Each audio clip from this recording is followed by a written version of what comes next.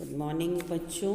आज हम lesson number 13 मित्रता की सीख का पेज नंबर 80 और 81 पढ़ेंगे और समझेंगे। जैसा कि मैंने आपको पहले सेशन में बता दिया है कि विजयनगर और उनके पड़ोसी राज्य अनंतपुरम के बीच में संबंध कुछ समय से खराब चल रहे थे। अनंतपुर के जासूस आकर विजयनगर में तोड़फोड़ करते थे। तब उनके मंत्री कहते हैं कि हमें दीवार बना देनी चाहिए, पर तेनालीरामा कहते हैं नहीं, ये समस्या का आधा हल है। अगर आप कहें तो मैं पूरा हल बता सकता हूँ। तब वह पूरा हल बताते हैं। तब राजा उन्हें जिम्मेवारी सौंपते हैं कि अगर सीमा रेखा पर सुरक्षा का इंतज़ाम आपको देखना है। अगर कोई भी जासूस आएगा तो इसके जिम्मा तुम्हारा होगा। तो चलो अब हम उसके आगे पेज नंबर 80 पढ़ते हैं।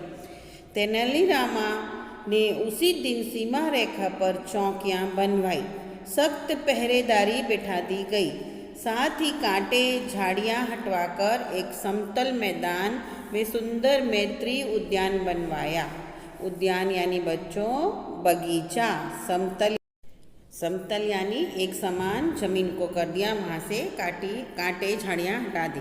अर्थात तेनालीरामा ने क्या किया, उसी दिन जिस दिन राजा ने कहा उस सीमा रेखा पर चौकियाँ बनवा दी और चौकी बनाकर उसमें सख्त यानी कड़ी पहरेदारी बिठा दी, पहरेदार बिठा दिए।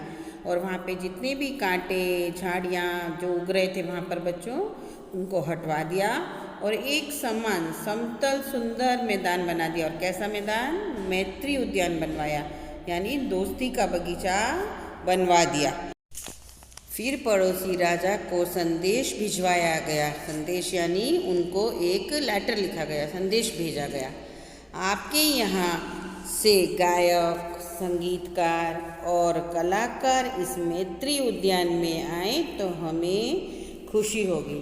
फिर तेनालीरामा ने एक पत्र लिखा, जैसा कि आपको चित्र में दिख रहा है, और उसमें एक संदेश लिखकर भिजवाया, यानी एक मैसेज लिखकर भिजवाया कि आपके यहाँ से गायक यानी गाने वाले, संगीतकार यानी संगीत देने वाले, और जो भी कलाकार हैं तरह तरह के, वह सब हमारे इस मैत्री उद्यान यानी दोस्ती के बगीचे में आएंगे तो हमें खुशी होगी।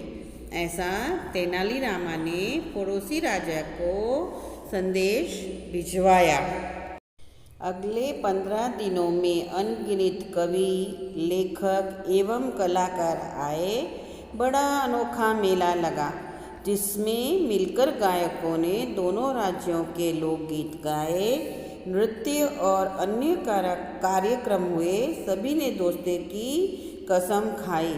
अर्थात बच्चों फिर नेक्स्ट 15 डेज में, अगले 15 दिनों में अनगिनत यानी जिसकी कोई गिनती ना हो, कवि, लेखक एवं तरह तरह के कलाकार इस मैत्री उद्यान में आए। बहुत ही अनोखा मेला लगा, यानी अलग ही तरह का मेला लगा था, जिसमें मिलकर गायकों ने दोनों राज्यों के लोकगीत गाए, यानी कि अनंतपुरम और विजयनगर दोनों के लोकगीत अलग अलग हुए ना। दो देश हो गए, पंजाब का अलग होता है, राजस्थान का अलग होता है, गुजरात का अलग होता है। तो ऐसे दोनों देशों के गायकों ने अपने अपने राज्यों के लोकगीत गाए, नृत्य और अन्य कार्यक्रम भी हुए। कार्यक्रम यानी फंक्शन, यानी डांस, और भी अलग अलग बहुत सारे फंक्शंस हुए। और दोनों ने मिलकर किसकी कसम खाई बच्चों? दोस्ती की, फ्रेंडशिप की, शत्रुता ख़त्म करने की और दोस्ती की कसम खाई। और डांस देख देख के जितने भी लोग बैठे थे उनके अलग अलग कलाकारी देख देख कर बोलने लगे, वाह क्या बात है। कोई बोलता वाह, कोई बोलता वाह। सब लोग इस मैत्री उद्यान में जो भी कार्यक्रम हो रहा था उसकी तारीफ़ें कर रहे थे और देखकर बहुत खुश हो रहे थे। कहीं नृत्य हो रहा था, कहीं गायन चल रहा था, कहीं लोकगीत हो रहे थे। इस तरह का सभी बहुत खुश थे। उसमें राजा कृष्णदेव राय भी मौजूद थे। वे भी तल्लीनता से यह अनोखा मेला देख रहे थे। कार्यक्रम खत्म हुआ तो वह बोले, तल्लीनता यानी बहुत ध्यान से, एकदम उसमें मग्न होकर। कौन देख रहे थे? वहाँ के राजा कृष्णदेव राय मौजूद थे, यानी प्रेजेंट थे। और जैसे जब मेला ख़त्म होता है अर्थात कार्यक्रम ख़त्म होता है तो राजा बोलते हैं, जैसा कि आप चित्र में देख रहे हैं, तेनालीरामा ने ठीक कहा था, आज से दुश्मनी की रेखा खत्म यानी फिनिश। अनंतपुरम के राजा ने वचन दिया है कि वे अपने राज्य में भी ऐसी ही दोस्ती का मेला लगाएंगे। जब कार्यक्रम पूरा होता है तो तेनालीरामा को राजा कहते हैं तेनालीरामा से कि तेनालीरामा ने ठीक कहा था, आज से दुश्मनी यानी कि शत्रुता की रेखा ख़त्म होती है। और अनंतपुरम के राजा ने भी वचन दिया है, प्रॉमिस की है कि वे अपने राज्य में भी ऐसा ही दोस्ती का मेला लगाएंगे, जिससे हमारी शत्रुता पूरी हो जाएगी और हमारी क्या बढ़ेगी बच्चों, मित्रता, फ्रेंडशिप हमारी बढ़ेगी। तेनालीरामा ने सुना तो उसके मुख पर मुस्कान छा गई। आपको चित्र में दिख रहा है ना कि तेनालीरामा हंस रहे हैं, मुस्कुरा रहे हैं। तो जब वो राजा की बात सुनते हैं तो खुश हो जाते हैं। तेनालीराम तुम्हारी सूझबूझ का जवाब नहीं, अर्थात तुम्हारी बुद्धिमत्ता का जवाब नहीं, ऐसा राजा तेनालीराम को कहते हैं। अब तो हर कोई तेनालीरामा की प्रशंसा कर रहा था। मंत्री और दरबारियों के चेहरे देखने लायक थे।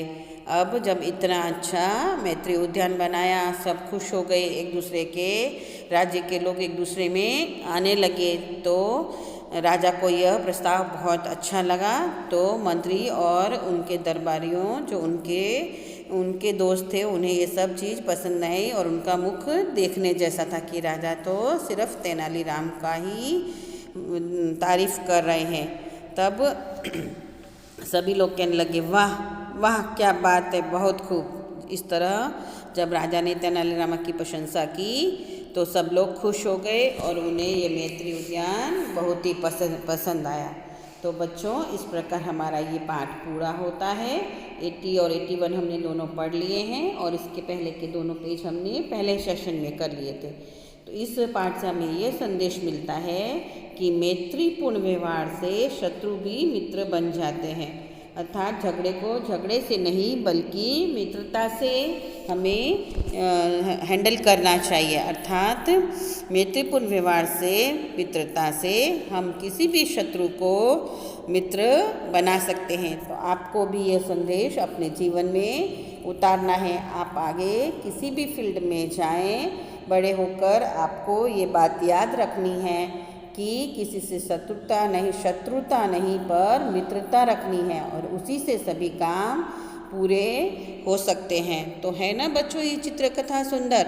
अब आप इसे पढ़िए और समझिए। अगर आपको कुछ भी समझ में नहीं आता है तो आप मुझे कॉल करके पूछ सकते हैं, और इसको पढ़े बिना समझ में आएगा नहीं, तो पूरा पाठ पढ़िए। थैंक